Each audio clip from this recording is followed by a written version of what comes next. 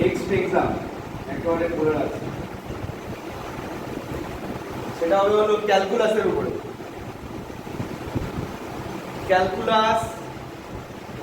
ক্যালকুলাসও কিন্তু এখানে যারা ছিল সবারই হয়েছে, আর অলরেডি যেটুকু ট্রিগোনোমেট্রির ব্যাকআপ প্রয়োজন সেটাও কম বেশি হয়ে গেছে, আর এই কয়দিন আরও হয়ে যাবে। এর ওখানে ক্যালকুলাস হয়েছিল, কিছুটা হয়েছিল কি, কোনটুকু হয়েছে? লিমিট ডেরিভেটিভ হয়েছে, সবে ধরেছে, ঠিক আছে। তো ক্যালকুলাস এক্সাম দিতে হবে, ওটা এক্সামটা দিতে হবে।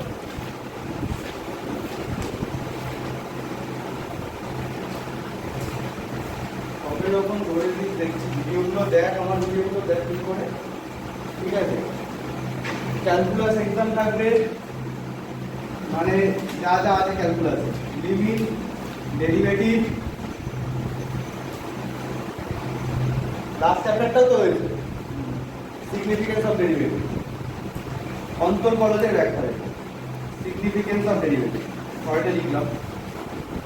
তো এই তিনটে চ্যাপ্টারই একসাথে পরীক্ষা যাবে। এক্সাম ডেট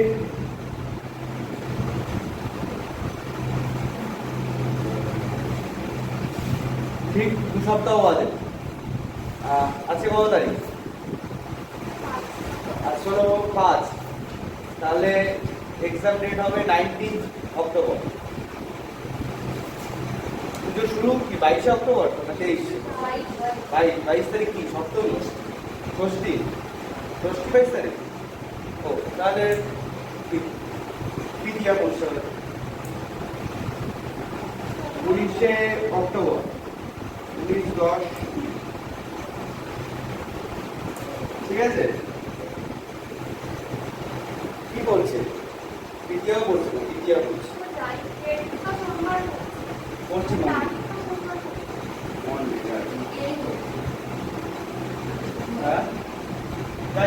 যাই হোক, এক্সাম ডেট 19 অক্টোবর, মন্ডে, ওই অ্যাজ ইউজুয়াল যা টাইম জাস্ট সেরকম সকাল 7টা, আর যাদের বিকাল 4টা, ঠিক আছে। এইটা কিন্তু ঘোষণা করে রাখলাম, 2 সপ্তাহ ধরে ভালো করে প্রিপারেশন নিতে হবে, ওকে। এটা একদম যার যা প্রবলেম এর মাঝে মাঝে জিজ্ঞেস করে নিবি, প্রয়োজন হলে ভালো করে আবার ভিডিওগুলোকে দেখবি, আমার সব ভিডিও দেখবি, যা যা হোমওয়ার্ক নিজে করেছিস সেগুলো দেখতে থাকবি। ওই পরীক্ষার আগে 1-2 দিন আগে প্রিপারেশন নেওয়া দরকার, এই 2 সপ্তাহ ধরেই মাঝে মাঝে টুকটাক করে দেখবি, সব ভিডিও যা হোমওয়ার্ক করেছিস সেগুলো সঙ্গে সব উদাহরণ, ঠিক আছে। তো এই এক্সামটা হবে ক্যালকুলাস, এবং খুব ভালো করে মন দিয়ে স্পেশালভাবে প্রিপারেশন দিবি, কারণ এই টপিকগুলো কিন্তু খুব স্পেশাল টপিক।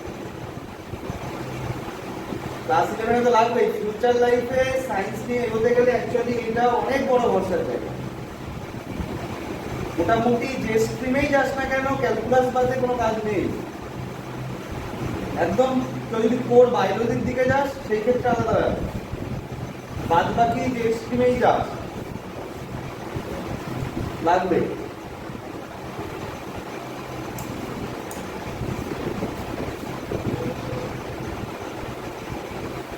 তো ঠিক আছে, বুঝে ফেললাম আমি।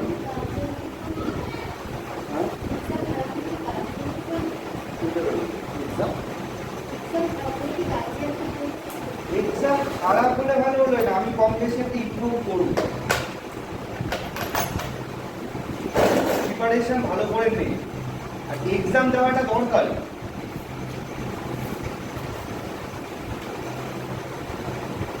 এক্সাম দেওয়াটা খুবই দরকারি, নাহলে প্রিপারেশনের নেক্সট লেভেলে কখনোই পৌঁছাবে, খুবই দরকারি।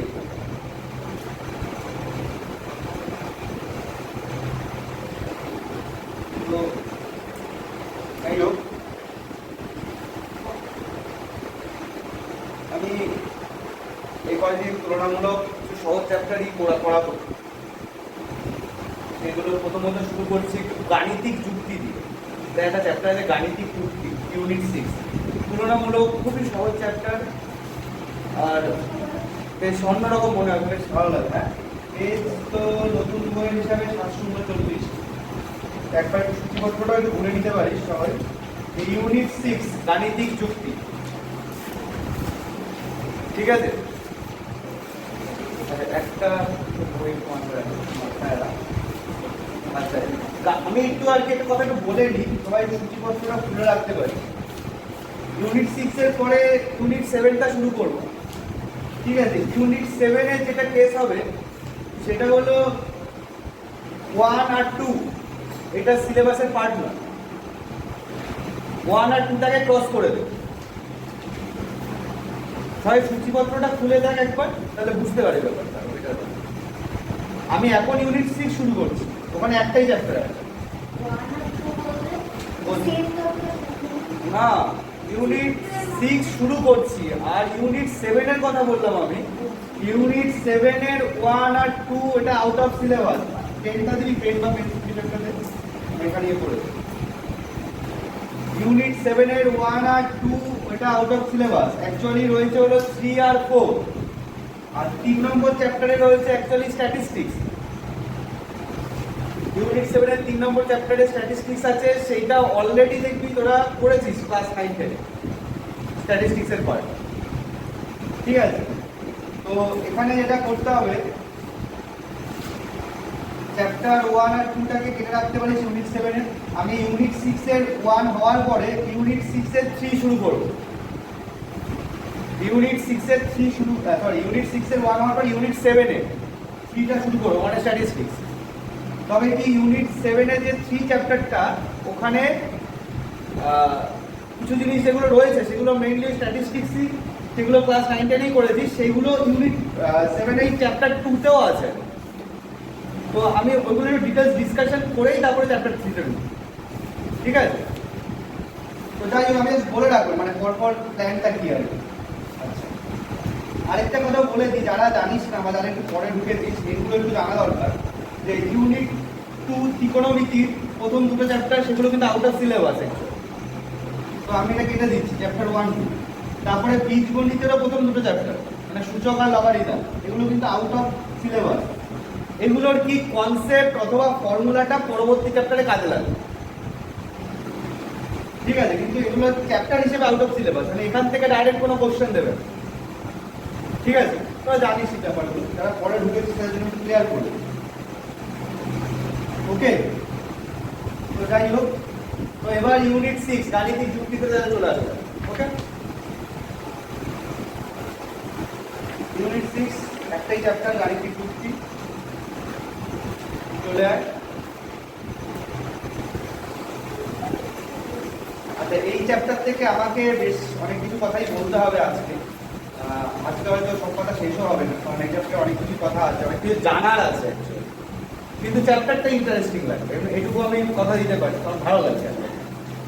আর সহজ চ্যাপ্টার। হ্যাঁ, দেখবি পৃথিবী একটি নক্ষত্র আসছি, দেখ এবার। তো এইখান থেকে একটা 4 মার্কস থাকবেই, কিন্তু একটাই 4 মার্কস থাকবে। তার থেকে এই চ্যাপ্টার থেকেই দুটো কোশ্চেন দেবে, দুটোর মধ্যে দুটো দেবে, একটা আর কি অ্যাটেন্ড করতে হবে, একটা অ্যান্সার করতে হবে। মানে একটাই কি 4 মার্কসেরই কোশ্চেন, ঠিক আছে? একটা 4 মার্কসের কোশ্চেন অ্যান্সার করতেই হবে, এটা ম্যান্ডেটরি, ঠিক আছে? তবে এখান থেকে কখনোই এমসিকিউ বা 2 মার্কস এইসব কিছু থাকবে না। চ্যাপ্টারটা পরপর ডিটেলসে ঢুকছি। প্র্যাকটিক্যালি যেটা ঘটবে, পরের দিন হয়তো কিছু হোম টাস্ক থাকবেও না, তেমন হবে, কারণ চ্যাপ্টারটা অনেক কিছু আমাকে বলতে হবে। আজকে অনেকটাই বলবো, পরের দিন অনেকটা বলতে হবে। তো পরের দিন যেহেতু তুলনামূলক কম হোম টাস্ক থাকবে, সেইভাবে তাহলে এই কটা দিন কাজে লাগাবি ক্যালকুলাসের প্রিপারেশনের জন্য। বোঝা গেল কি আমার কথাটা? ক্যালকুলাসের যে এক্সামটা ঘোষণা করে রাখলাম, তার প্রিপারেশনের জন্য কাজে লাগাবো। আর যাদের পুরোনো চ্যাপ্টারের ব্যাকলগ রয়েছে, ত্রিকোণমিতি, আপাতত ত্রিকোণমিতি চলছে, তা সেইগুলোর প্রিপারেশনও কাজে লাগাবে, ঠিক আছে? তো আমি এই চ্যাপ্টারটা শুরু করি। ব্যাপারগুলো কি আছে একটা শর্ট ভিউ দিয়ে দিই। এই চ্যাপ্টারটা মূলত হলো, চ্যাপ্টারটার নাম দিচ্ছে গাণিতিক যুক্তি, ঠিক আছে? কারণ ঘটনাটা হলো গণিত বলতে আমাদের একটা ধারণা হয়ে গেছে কিছু একটা হয়তো ক্যালকুলেশন করবে, মানে ছোটবেলা থেকে কি করছি, যোগ বিয়োগ গুণ ভাগ এই করছি, বা বড় হতে হতে সেই জিনিসগুলোকে একটু অন্য ভ্যারাইটিস ফরম্যাটে কাজে লাগাচ্ছি, কখনো ত্রিকোণমিতি হিসাবে, কখনো ক্যালকুলাস হিসাবে, বা কখনো স্থানাঙ্ক জ্যামিতি হিসাবে। কিন্তু গণিত বলতে শুধু ক্যালকুলেশনকে বোঝায় তা নয়, গণিত বলতে আরেকটা পার্টও থাকে, সেটা হলো লজিক। লজিক একটা ভাইটাল পার্ট। অ্যাকচুয়ালি এই চ্যাপ্টারে সেখানেই হাতে খড়ি হবে বলতে পারি লজিক। এবার লজিক বলতে তার মানে অনেক কিছু ঢুকতে পারে। লজিক মানে এটা নয় যে শুধুমাত্র 2 + 3 কেন 5 হবে, এটাও কিন্তু একটা লজিক। আবার এটাও একটা লজিক যে সূর্য পৃথিবীর চারদিকে ঘুরছে নাকি পৃথিবী সূর্যের চারদিকে ঘুরছে। লজিক বলতে শুধুমাত্র ক্যালকুলেশন সেন্সে লজিক ভাবতে হবে তা না, লজিক বলতে অল ওভার সবকিছুকেই লজিক বলতে পারি। ইভেনচুয়ালি এটাও বলে রাখি, আজকে দাঁড়িয়ে আমি যে ভিডিও রেকর্ডিং করছি বা এভরিথিং যা আমরা অ্যাপস হিসাবে ইউজ করছি মোবাইলে বা যে কোনো কম্পিউটার ওয়ার্ক, টোটালটাই দাঁড়িয়ে আছে লজিকের উপর। নাম হয়তো শুনে থাকবি লজিক গেটস। কারো এই সম্বন্ধিত কিছু আইডিয়া আছে কি? কারো কি কম্পিউটার টপিক আছে, মানে সাবজেক্ট আছে কম্পিউটার সায়েন্স বা কম্পিউটার অ্যাপ্লিকেশন? তো যাই হোক, সেটা ব্যাপার নয়। তো যদি কেউ শুনে থাকি যেরকম and get, or get, not get, বা এগুলো শুনে থাকতে পারি যে বাইনারি ডিজিট 0 1, ঠিক আছে? প্র্যাকটিক্যালি মানে ওই লাইনে মানে কম্পিউটার সায়েন্সের যে ব্যাপারটাই দাঁড়িয়ে আছে টোটালটাই লজিকের উপর দাঁড়িয়ে আছে। বা পরবর্তীকালে আরো হায়ারে গেলে একটু, বা এখনো যদি কারো কম্পিউটার সাবজেক্ট থাকে দেখি প্রোগ্রামিং শিখতে হবে, যে সি, C++, জাভা শুনেছিস হয়তো। প্র্যাকটিক্যালি ওই পুরো ব্যাপারটাই যে লজিকের উপর দাঁড়িয়ে আছে বলতে পারিস, তারও একটা হাতে হোক গাণিতিক যুক্তি। ভাইটাল চ্যাপ্টার, কিন্তু খুব সহজ চ্যাপ্টার, খুব সুন্দর লাগে। তার আগে কতগুলো পরপর স্টেপ ওয়াইজ একটু জিনিসটা একটু বোঝা যায় বাই ডেফিনেশন বা বাই এক্সাম্পল। দেখ, একদম চ্যাপ্টারের ফার্স্ট পেজ খুলে রাখ, আমি পরপর কিছু ডেফিনেশন বা কনসেপ্ট ওয়াইজ গ্রো করেই এগোচ্ছি। এটাকে ওরকম কিন্তু মানে আমরা নর্মাল চ্যাপ্টার হিসেবে ভাবলে চলবে না, যেটা ফর্মুলা কেন্দ্রিক হবে বা কনসেপ্ট কেন্দ্রিক। তো এটা একটু পরপর জিনিসগুলো একটু জানতে হবে, হয়তো ইয়ে করা মুশকিল হবে। আচ্ছা দেখ, প্রথমত একটা হয়তো হেডিং দেখতে পাচ্ছিস, উক্তি বা প্রতিজ্ঞা। ভূমিকার নিচে গিয়ে একটা হেডিং আছে, উক্তি বা প্রতিজ্ঞা। এখন কিছুটা আমরা ইংলিশ ল্যাঙ্গুয়েজ বা বেঙ্গলি ল্যাঙ্গুয়েজও চলে আসতে পারি, একটু ওই গ্রামারের কনসেপ্ট এখানে একটু কাজে লেগে যেতে পারে। দেখ, আমাদের সেন্টেন্স কত ধরনের হতে পারে। একটা এরকম সেন্টেন্স হতে পারে যে আমি ভাত খাই, ঠিক আছে? তো এই ধরনের যে সেন্টেন্স, তো এই ধরনের সেন্টেন্সকে একটা বলা যেতে পারে স্টেটমেন্ট, মানে সেটাকে বলছি যে উক্তি, ঠিক আছে? এখন যদি আমি বলি যে তুই দরজাটা বন্ধ কর, এটা কি? এটা হলো অর্ডার, হলো আদেশ সূচক, ঠিক আছে? তো এরকম ভাবে বিভিন্ন জিনিস ভাগ হতে পারে। তো কেমন টাইপের হতে পারে? একটা হতে পারে নর্মাল সাধারণ উক্তি বা বিবৃতিমূলক, যেমন দেখ ভূমিকার মধ্যে ওরা আলাদা আলাদা করে 4টে রোমান ইয়েতে লিখেছে, সাধারণ উক্তি বা বিবৃতিমূলক। 2 নম্বরে আছে দেখ আজ্ঞা, অনুরোধ বা উপদেশমূলক, জানিস অলরেডি যে ইম্পারেটিভ সেন্টেন্স। 3 নম্বর হতে পারে এরকম যে প্রশ্ন হলো, আমি কোশ্চেন করছি আজকে পরীক্ষা কেমন হলো, ইন্টারোগেটিভ। আর 4 নম্বর হতে পারে দুঃখ, আনন্দ, বিস্ময়সূচক, এক্সক্লেমেটরি। তোরা দুঃখ করে বললি না আজ পরীক্ষা ভালো হতো না, তার সঙ্গে হাই যুক্ত করে দিবি, তো এটা এক্সপ্লেইন হচ্ছে, বুঝতেই পারিস। এগুলো খুব স্বাভাবিক সেন্স, এগুলো হয় বেঙ্গলি গ্রামার বা ইংলিশ গ্রামারে সবসময় পড়ে। কিন্তু কি এইটা যে এই যে কোনটা কোন ধরনে পড়ছে এটা তুই বুঝছিস কি করে? এগুলো ব্রেনের যুক্তির সাহায্যে বুঝছিস। ব্রেনের যুক্তিটা যদি না তৈরি হতো আর না থাকতো, যেটাই হোক, তাহলে তুই বুঝতে পারতি অথবা এই ভাগটাও করতে পারতি। তাহলে এখানেই অ্যাকচুয়ালি কিন্তু যুক্তি স্টার্ট হয়ে যায়। বোঝা যাচ্ছে কথা? তো যাই হোক, প্রথম হেডিংটা যেটা বলছি যে উক্তি বা প্রতিজ্ঞা। তো এই উক্তি বা প্রতিজ্ঞা কাকে বলতে পারি, একটু বাই ডেফিনেশন দেখ কি বলতে পারি। এরকম যে একটি বিবৃতিমূলক বাক্যকে একটি উক্তি বা প্রতিজ্ঞা বলা যেতে পারে যদি সেটা সর্বদা সত্য অথবা সর্বদা মিথ্যা হয়। বিকেয়ারফুল, যদি কোনো একটা কোশ্চেন করি আমি, সেইটার কি সত্য বা মিথ্যা ব্যাপার আসবে? আমি যদি এরকম কোশ্চেন করি, আজ কত মার্কসের অ্যান্সার দিই, এটার মধ্যে সত্য বা মিথ্যার ব্যাপার আছে কি? কোনো একটা ব্যাপার। কিন্তু যদি আমি বলি আমি এখন ভাত খেলাম, এটার মধ্যে কি আছে? হয় ব্যাপারটা সত্য হবে অথবা ব্যাপারটা মিথ্যা হবে। তাহলে সত্য বা মিথ্যার ব্যাপারটা কোন টাইপের সেন্টেন্সে লাগে?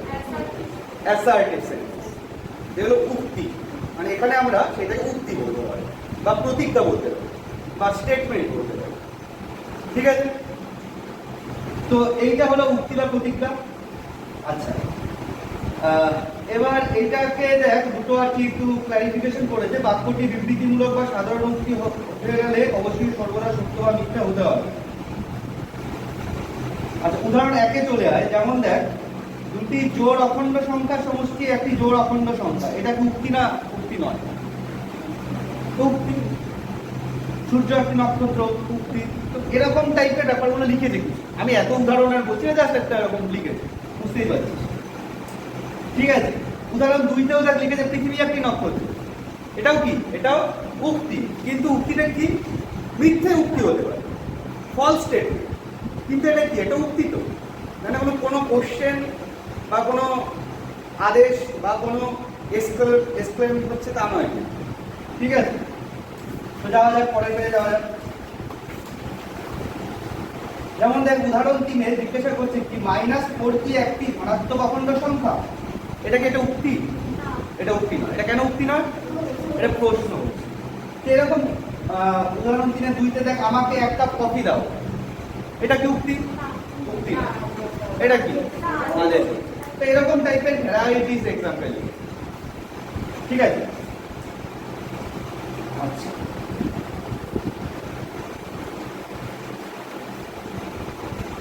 উদাহরণ 4 দেখ, বলছে পরীক্ষা করতে বলছে আকাশে মেঘ না হলে বৃষ্টি হয় না। বল এটা উক্তি কি উক্তি না? উক্তি। ঠিক আছে, তারপরে বলছে সূর্য পূর্ব দিকে অস্ত যায়, এটা ফলস স্টেটমেন্ট, উক্তি, তাই তো? এরকম ভাবে জিনিসগুলো দিয়েছে। ঠিক আছে, 4 নম্বরে বলছে মুম্বাই এখান থেকে কত দূরে? প্রশ্ন। তাহলে ব্যাপারগুলো এই সিম্পল ব্যাপারের উপরে বেস করে যাচ্ছে। আচ্ছা, একটু এগোনো যাক তাহলে। তাহলে দেখ, একটা এবার হেডিং আছে একটি উক্তির সত্যতা মান। দেখতে পাচ্ছিস হেডিংটা? একটি উক্তির সত্যতা মান। পেয়েছিস সবাই? সত্যতা মান বলতে কি বোঝায় সেটাও অলরেডি ডিসকাস হয়ে গেল। মানে কি? হ্যাঁ, দেখ উদাহরণ 4-এর পরেই আছে হেডিংটা। দেখ, একটি উক্তির সত্যতা মান। পেয়েছিস? তবে পেয়েছিস তো?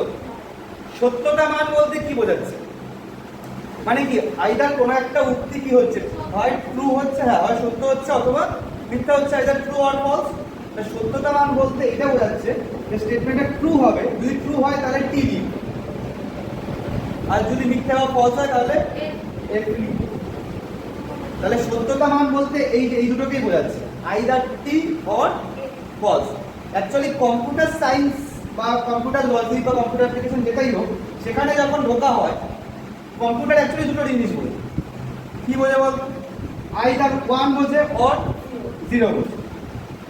1 বলতে অ্যাকচুয়ালি ওর ট্রু সেন্সে, আর 0 বলতে ফলস সেন্সে। আমি এই রিলেটেড আরো কয়েকটা জিনিস একটু রিলেট করে রাখি। এটা এরকমও হতে পারে, কোনো জায়গায় কারেন্ট ইলেকট্রিসিটির উপর কাজ হচ্ছে, তো দুটো জিনিস হতে পারে, আইদার হাই ভোল্টেজ অথবা low voltage, high or low. অথবা এরকম হতে পারে একটা সুইচ অন অফ করছিস, মানে কি আইদার অন অর অফ। এই সেন্সগুলোকে একইভাবে ধরে রাখবে, যেটা ট্রু সেটাই 1, সেটাই হাই ভোল্টেজ, সেটাই অন, যেটা ফলস সেটা 0, সেটা লো ভোল্টেজ, সেটাই অফ। ঠিক আছে? টোটাল সায়েন্সের লজিক বা সায়েন্স বলে না, মানে সাধারণ যে কমন সেন্স, সেই জিনিসটা এইভাবেই চলছে। ঠিক আছে? আচ্ছা, তো এবার দেখ উদাহরণ 5-এ কি বলছে যে 3-এর সঙ্গে 5 যোগ করলে 8 হয়। এটা কি ট্রু? তাহলে এটা কি লিখবো পাশে? কি লিখতে পারি? 3। তারপরে কি বলছে, মৌলিক সংখ্যা সমূহের সেট সসীম। মানে মৌলিক সংখ্যা কি এন্ড আছে? যার এন্ড আছে সেটা কি সসীম, যার এন্ডলেস সেটাই অসীম। বল মৌলিক সংখ্যা শেষ আছে কি নেই? রীতিমতো প্রতি মুহূর্তে রিসার্চ চলে যে নতুন কোনো মৌলিক সংখ্যা আবিষ্কার করা যায়। ঠিক আছে? তো যাই হোক, তাহলে এইটা কি স্টেটমেন্ট? ফলস না ট্রু? ফলস। তো এরকম ভাবে আরো অজস্র উদাহরণ দিচ্ছি, উদাহরণগুলো দেখতে পারিস পরে। আচ্ছা, এরপরে দেখ একটা হেডিং আছে যে একটি উক্তির না ক্রিয়া। এই যে হেডিংটা, একটি উক্তির না ক্রিয়া। এই ভিডিওটা রানিং আছে? আচ্ছা, একটু ব্লক করে। আচ্ছা, একটি উক্তির না ক্রিয়া বলতে কি? যখনই একটা উক্তি থাকবে সেটাকে আমরা এরকম স্মল পি দিয়ে লিখতে পারি। স্মল পি সাজ দ্যাট সূর্য একটি নক্ষত্র। সূর্য একটি নক্ষত্র। স্মল কি বললাম? স্মল পি সাজ দ্যাট, এই চিহ্নটাকে বলা হয় কি? Such that. বাংলা বলি মানে হলো এমন, মানে সূর্য একটি নক্ষত্র, সেইটাকে কি দিয়ে বোঝানো হচ্ছে? পি দিয়ে। মানে তার মানে যেখানে যেখানে পি কে কলিং করবো, মানে যখন আমি হঠাৎ করে পি বললাম, পি বললে আমি কি বোঝাতে চাইছি? মানে এই কথাটাকে বোঝাতে চাইছি, মানে আমি এই কথাটাকে পি নাম দিয়ে দিই, যেরকম ভাবতে পারি। মানে যেমন আমাকে কেউ অনির্বাণ নাম দিয়েছে, মানে কেউ অনির্বাণ বলে ডাকলেই কি বুঝবে? যে সাপোজ আমাকেই ডাকছে, যদি না অন্য কোনো অনির্বাণ বোঝা যাচ্ছে। তো ওরকমই যেখানে আমি অন্য কোনো কাজ করছি, আমি যদি একে পি নাম দিই, তাহলে পি ডাকবো মানে কাকে ডাকতে চাইছি? এই পুরো কথাটাকে, সূর্য একটি নক্ষত্র। এটা আমি জাস্ট একটা এক্সাম্পল দিলাম। এবার অন্য কোনো অঙ্কে পি নামে অন্য কিছু থাকতে পারে, যেরকম হতে পারে পি নামে এরকম আছে বোতলে জল আছে, হতেই পারে, বা এভরিথিং। আচ্ছা, এইটাকে এরকম ভাবে যে কোনো একটা স্টেটমেন্টকে আমরা এভাবে লিখতে পারি, পি সাজ দ্যাট। এইবার এইখানে যে হেডিংটা দিচ্ছি, দেখ একটি উক্তি না ক্রিয়া, এটা বলতে কি? না ক্রিয়া বলতে এটা বুঝবো যে সিম্পলি হ্যাঁ নেগেটিভ, মানে কি এই জিনিসটার উল্টো সেন্স। কি বলছি? এই জিনিসটার উল্টো সেন্স। এই জিনিসটার উল্টো সেন্স কি হবে? না, সূর্য একটি নক্ষত্র নয়।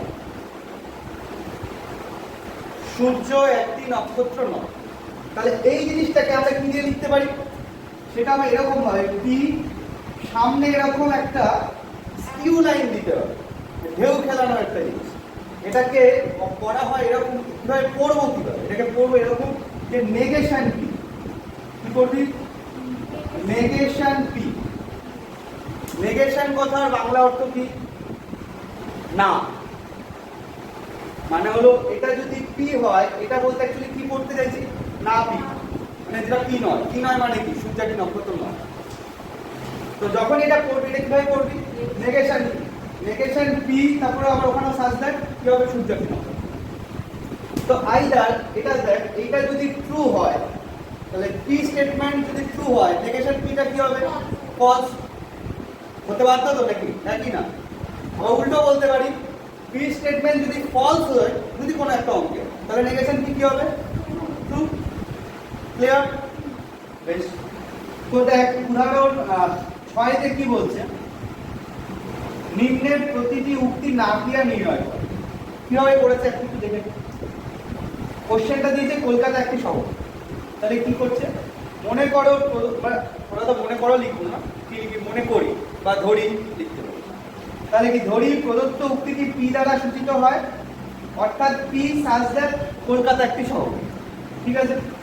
তাহলে পি উক্তিটি নাম দেওয়া হবে নেগেশন পি সাজ দ্যাট এটা ঠিক নয় যে কলকাতা একটি শহর, নেগেশন পি সাজ দ্যাট এটা মিথ্যা যে কলকাতা একটি শহর, অথবা নেগেশন পি এটা যে কলকাতা একটি শহর নয়। যে কেউ যে কোনো একটা লিখতে পারে। বোঝা যাচ্ছে কথাটা? এরকম ভাবে সব উদাহরণগুলো কন্টিনিউ হবে। ঠিক আছে? আচ্ছা বেশ, এইবার আসা যাক উদাহরণ 7 এ। কি বলছে, নিচের প্রত্যেকটি উক্তির না ক্রিয়া লেখো এবং প্রতি ক্ষেত্রে প্রাপ্ত না ক্রিয়ার, মানে যেটা পেলাম আর কি, প্রাপ্ত না ক্রিয়ার উক্তিটির সত্যতা মান যাচাই করো বা সত্যতা মান নির্ণয় করো। আচ্ছা দেখো, 3 এবং 2 এর সমষ্টি হলো 6, এইটার সত্যতা মান চাইনি, কিন্তু এটার নেগেশন বের করতে হবে। তাহলে 3 এবং 2 এর যোগফল হলো 6, তার নেগেশনটা কি হবে? 3 এবং 6 9, 6 না, তাহলে 6 না, তাহলে এই স্টেটমেন্টটা ট্রু না ফলস? ট্রু। বোঝা যাচ্ছে কথাটা? তাও উদাহরণটা একবার দেখে নিন, উদাহরণটা একবার দেখেন। পি দ্বারা উক্তি সূচিত হয়, পি সাজ দ্যাট 3 এবং 2 এর সমষ্টি হলো 6, পি এর না ক্রিয়া হবে নেগেশন পি। এটা ঠিক নয় যে 3 ও 2 এর সমষ্টি 6, অথবা ওইটা লিখতে পারি অথবা ওইটা, যেটা মিথ্যে যে 3 ও 2 এর সমষ্টি হলো 6। হ্যাঁ, এটা তো মিথ্যেই। তাহলে এই উক্তিটা কি দাঁড়ালো? সত্যতা মানে ট্রু, মানে নেগেশনটার সত্যতা মান দাঁড়ালো ট্রু। বোঝা যাচ্ছে? আচ্ছা, 2 নাম্বার উদাহরণটা কি হবে? সাথে 2 না, 5 লেস দেন 9 সেটা সত্য, এর নেগেশন কিটা কি? p less than 5 less than 9, এর যখনই উল্টোটা বের করব, এর উল্টোটা বলতে কি বোঝাবে বল? 5 গ্রেটার দেন অথবা ইকুয়ালস টু 9। এই জিনিসটা কি সত্য না মিথ্যা? এটা না সূচক উক্তিটার সত্য মিথ্যা জানতে চাইছি। তাহলে হ্যাঁ, যাই দেওয়া থাকবে, সত্য দেওয়া থাকবে না, মানে যা দেওয়া থাকবে তো নাটা বের করতে বলেছে, ওই নাটা সত্য না মিথ্যা জানতে চাইছে। ঠিক আছে, ক্লিয়ার? বোঝা যাচ্ছে? এটাও একই না? তাহলে সামনে এগোই।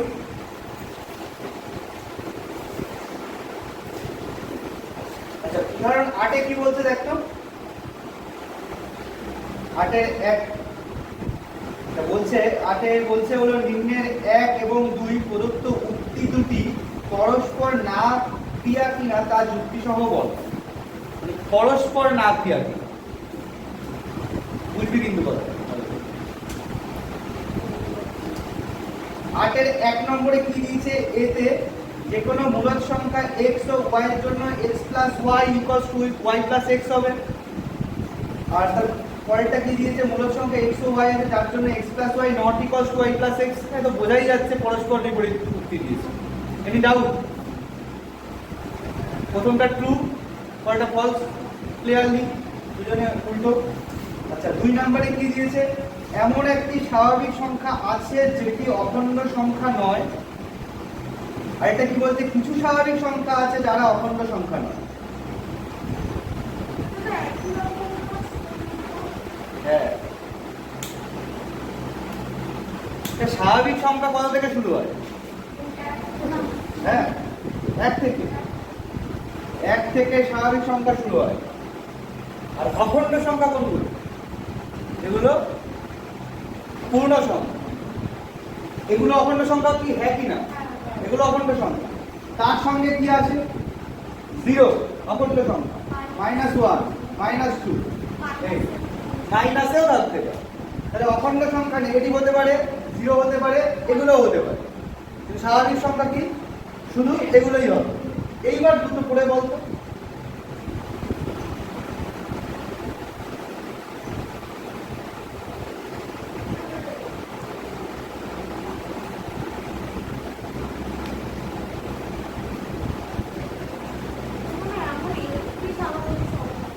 প্রথমটা বলছে এমন একটি স্বাভাবিক সংখ্যা আছে যেটি অখণ্ড সংখ্যা নয়। আছে এমন একটি স্বাভাবিক সংখ্যা যে আদৌ আছে যেটি অখণ্ড সংখ্যা নয়। স্বাভাবিক সংখ্যা যদি হয় সেটা কি আপনা আপনি অখণ্ড সংখ্যা হয়ে যাবে? হ্যাঁ কি না? ঠিক আছে। আচ্ছা, আর পরেরটা কি বলছে? কিছু স্বাভাবিক সংখ্যা আছে যারা অখণ্ড সংখ্যা নয়। এটাও তো ভুল। তো আলটিমেটলি কি হলো? এটা কি একজন আরেকজনের না ক্রিয়া হলো? হলো না। সেটাই বুঝতে হবে। ওকে, মূল ব্যাপার যুক্তি লাগাতে হবে। আমি বারবার একই কথা বলছি। ঠিক আছে? আচ্ছা, এইবারে আসা দেখ হেডিং আছে একটা সরল উক্তি এবং যৌগিক উক্তি। এটা ওই অনেকটা ওই ছোটবেলায় সিম্পল সেন্টেন্স আর কম্পাউন্ড সেন্টেন্স ওরকমের মতো। আচ্ছা, কম্পাউন্ড সেন্টেন্স আমরা লিখতে গেলে কি কি ইউজ করতাম?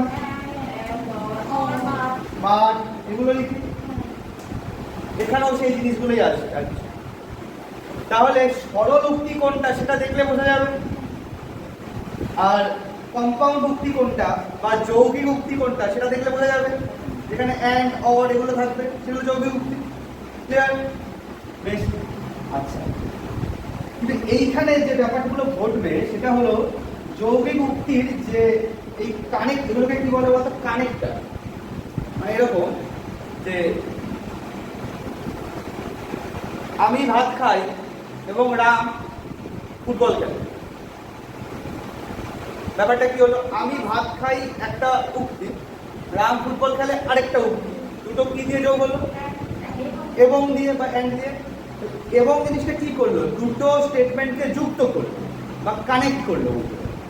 তো এইগুলোকে বলা হয় হলো কানেক্টার। ঠিক আছে, দেখ একটা হেডিং আছে সংযোজক সমূহ। সংযোজক সমূহ পেয়েছিস হেডিংটা?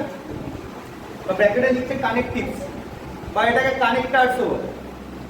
ঠিক আছে, তো ম্যাথামেটিক্যাল যুক্তিতে কে কে কানেক্টর হিসাবে কাজ করে? আমরা কিন্তু ইংলিশে অ্যান্ড অর বার এগুলো ইউজ করি। ঠিক আছে, এইখানে ম্যাথামেটিক্যাল যুক্তিতে আর বারকে আর ইউজ করা হয়। এই যে বার যেটা, সেটাকে আইদার অ্যান্ড দিয়েই বুঝিয়ে দেওয়া যেতে পারে অথবা অর দিয়েই বুঝিয়ে দেওয়া যেতে পারে। ঠিক আছে, তো ম্যাথামেটিক্স কানেক্টর হিসেবে কাকে কাকে ট্রিট করে? অ্যান্ড অর তার সঙ্গে আছে, তাই ওখানে একটা জিনিস আছে ইমপ্লাই। ওখানে একটা চার্ট দেখতে পাচ্ছিস কি সবাই?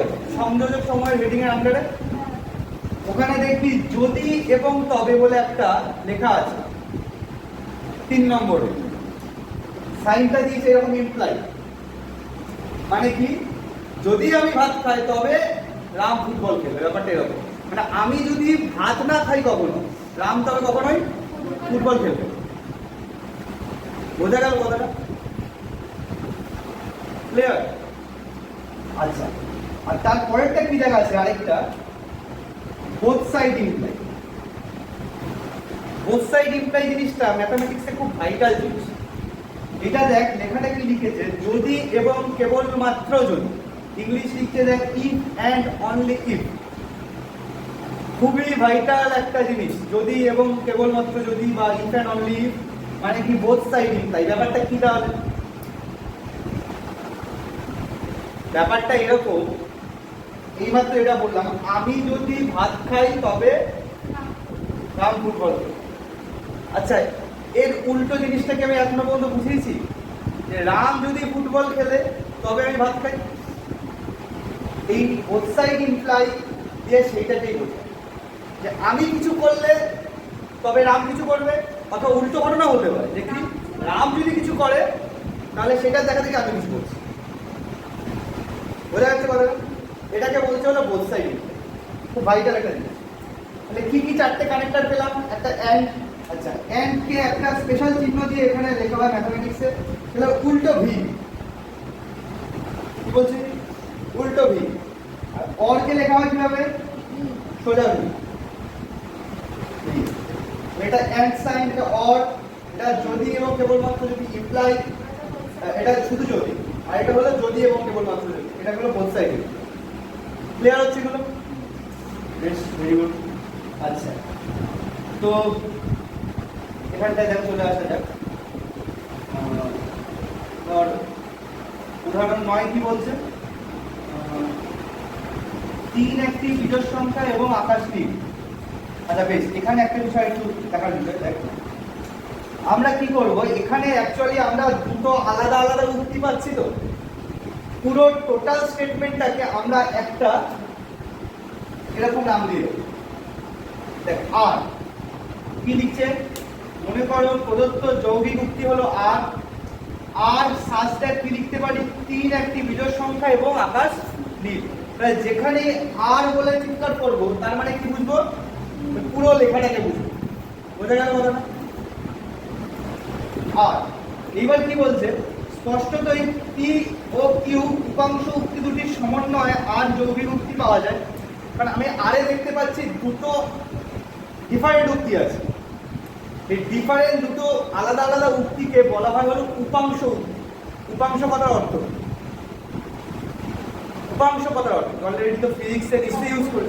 কম্পোনেন্ট অ্যাকচুয়ালি কথার অর্থটা সিম্পল হয়।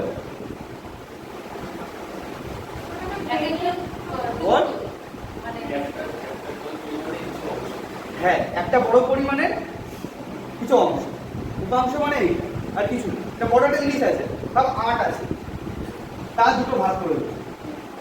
তাহলে এটা যদি গোটা অংশ হয় এটাকে কি বলতে পারো, এটা উপাংশ, এটা একটা উপাংশ। এটাও হতে পারে আমি 3টে ভাগে ভাগ করলাম, তাহলে 3খানা উপাংশ, আর দুটো দেখো দুটো উপাংশ। ঠিক আছে, তাহলে এই যে আর উক্তিটার এটার কটা উপাংশ আছে, দুটো। তাহলে একটাকে পি নাম দিয়ে দেওয়া হচ্ছে আর একটাকে কিউ নাম দেওয়া হচ্ছে। ক্লিয়ার? পি সাজ দ্যাট কি, যে 3 একটি বিজোড় সংখ্যা, আর কিউ সাজ দ্যাট কি, আকাশ নেই। ঠিক আছে, বোঝা যাচ্ছে? আচ্ছা, উদাহরণ 10 কি বলছে দেখো, বলছে নিম্নে প্রদত্ত প্রতিটি যৌগিক উক্তির সত্যতা মান নির্ণয় করো। এইটা একটা ভাইটাল ব্যাপার। এর জন্য চার্টগুলো জানতে হবে একটু। যাই হোক, কটা বাজলো? কটা? 2 20। ঠিক আছে, শোন, এই যা যা বললাম এই জিনিসগুলো দেখে একদম ইনক্লুডিং উদাহরণ 10। উদাহরণ 10 জাস্ট একটু হিন্টস দিয়ে দিচ্ছি আমি। দেখ, প্রথম কথা ওই একই ব্যাপার, আর বলে পুরো উক্তিটাকে ধরা হলো। এটা দুটো উক্তিতে ভাগ করা হয়েছে। পিটা হলো দেখ পৃথিবী প্রায় গোলাকার, আর কিউটা কি ঘাস সবুজ। তাহলে কি দুজনেই কি ট্রু? তো পি উক্তিটাও ট্রু, কিউ উক্তিটাও ট্রু, তাহলে দুজনেই ট্রু। তাহলে পুরো উক্তিটা কি, পুরো উক্তিটা ট্রু না ফলস? ট্রু। যদি এরকম হতো যে একজন ফলস হয়ে যেত তাহলে পুরো উক্তিটা কি হতো, ট্রু ফলস মিশিয়ে হতো, তাহলে পুরো উক্তিটা কি হতো, ফলস হতো। পুরো উক্তিটা কি ঠিক হতো? বোঝা যাচ্ছে কথা? তার উপরে বেস করে উদাহরণ 10টা আছে, কিন্তু এইগুলোর আরো কিছু ডিটেলিং আছে, সেই ডিটেলিং গুলো আমি করব পরে। এখানে দেখ এরকম বিভিন্ন চার্ট আছে।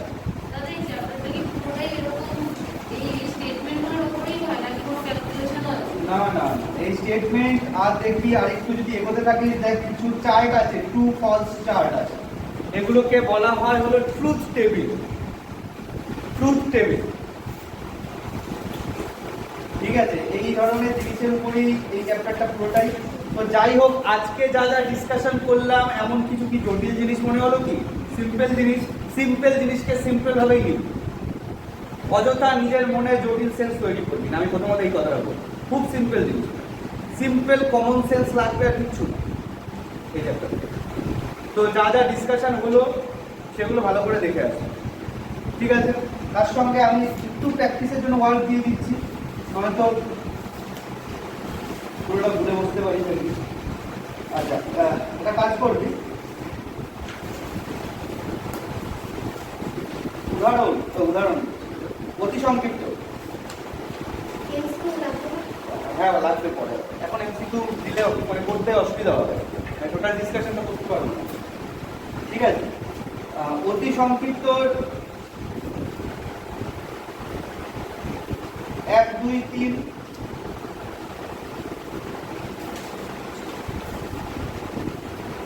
এগুলো করবি। হ্যাঁ, অতি সংক্ষিপ্ত 1 2 3 এগুলো করবি। খুবই কম কাজ দিলাম, প্র্যাকটিক্যালি পরের দিনই ম্যাক্সিমাম কাজটা থাকবে। মানে পরের দিন বাকি ডিসকাশনগুলো আমি করব, তারপর থেকে আমি হোম টাস্কটাকে শর্টিং করে দেবো। ঠিক আছে, হোম টাস্ক এখানে মেন কি করতে হবে, অ্যাকচুয়ালি এখন যে হোম টাস্কটা দিলাম সেই হোম টাস্কটা থেকে অ্যাকচুয়ালি ওরকমভাবে কোনো কোশ্চেন আসবে, এগুলো একটু কনসেপ্ট গ্রো করার জন্য হোম টাস্ক। ঠিক আছে, এখান থেকে মেন হোম টাস্ক আসার জিনিসটা হলো সংক্ষিপ্ত শেষের দিকে আর দীর্ঘ। মানে মেন যেটা এক্সামে আসার জিনিস সংক্ষিপ্ত শেষের দিকে আর দীর্ঘ দিকে। কিন্তু আপাতত আমি জাস্ট একটু কনসেপ্টটা ফ্লো থাকার জন্য আর যা যা ডিসকাশন করলাম সেগুলো একটু প্র্যাকটিসের জন্য আপাতত কিছু দিলাম, সেগুলো দেখে আর করে পরের দিন ফার্দার ডিসকাশন এগোনোর পরে তারপরে হোমটা করবো। আর এই এই কটা দিন তার সঙ্গে এটাও যে ক্যালকুলাসের প্র্যাকটিসের জন্যও কাজে লাগে, এখানে টাইমটা পাচ্ছিস। ঠিক আছে, বল। 11 সংযুক্তের 11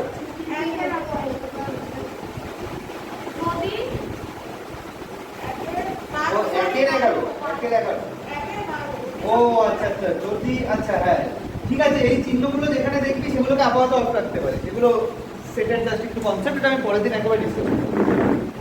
ওই চিহ্নগুলো যদি কোথাও দেখিস আপাতত অফ রাখ, এইসব চিহ্ন দেখি। ঠিক আছে, তো আজকের মতো এখানেই রাখছি।